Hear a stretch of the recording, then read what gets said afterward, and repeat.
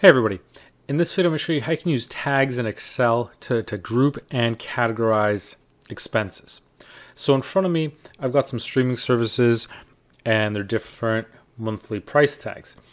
And so what I'm going to do is approach this as if you were a cable company, let's say creating your own sort of packages. One might be a basic one as a kids one, and then tier 1, tier 2, tier 3.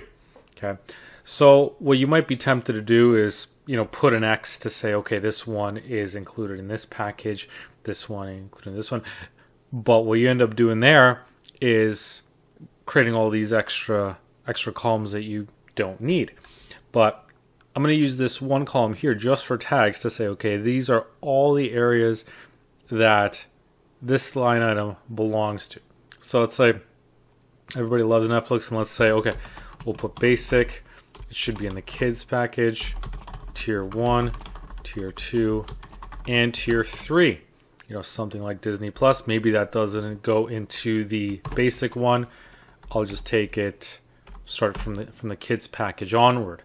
Paramount Plus, let's say it's just going to be tier 1, 2, and 3. Peacock is just going to be tiers 2 and 3. And then HBO Max, the most expensive, will be in tier 3. And so how I can do this using tags is I can use the search function. And how the search function works is it's going to look for this text within this string. And the start number is going to be set to 1.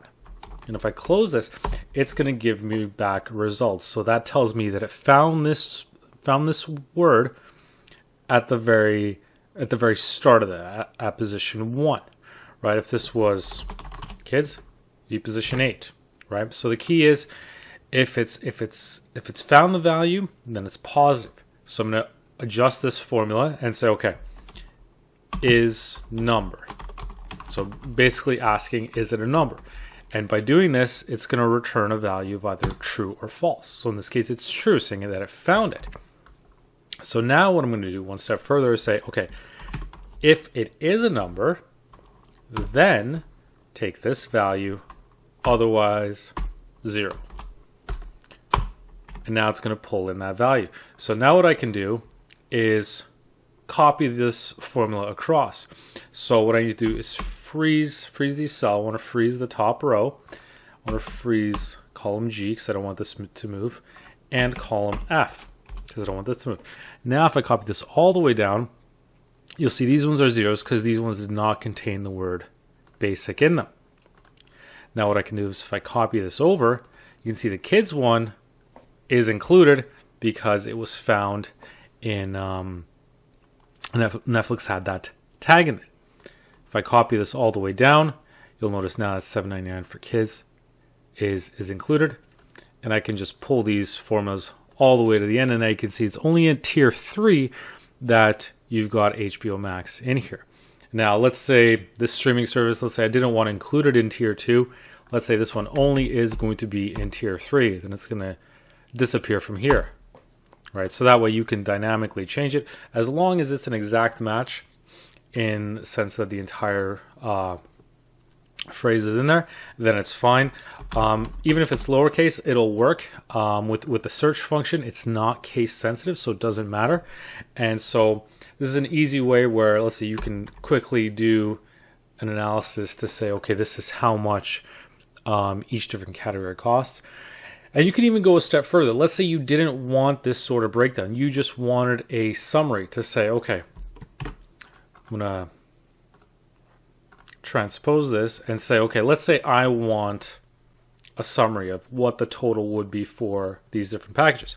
Then what I can do is an array formula.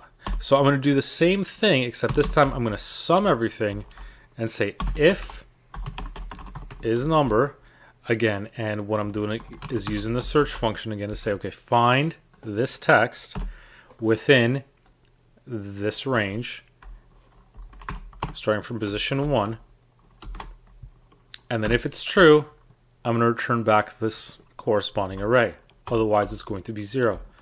Close the brackets, close this, and hit enter. Now, if you're on older versions of Excel, you might need to use Control-Shift-Enter because it is an array function, but on newer ones, it'll work just fine. So again, I'm going to have to freeze these cells. I want to freeze column N, and I want to make sure these ranges stay the same, because otherwise the calculation is not going to work properly.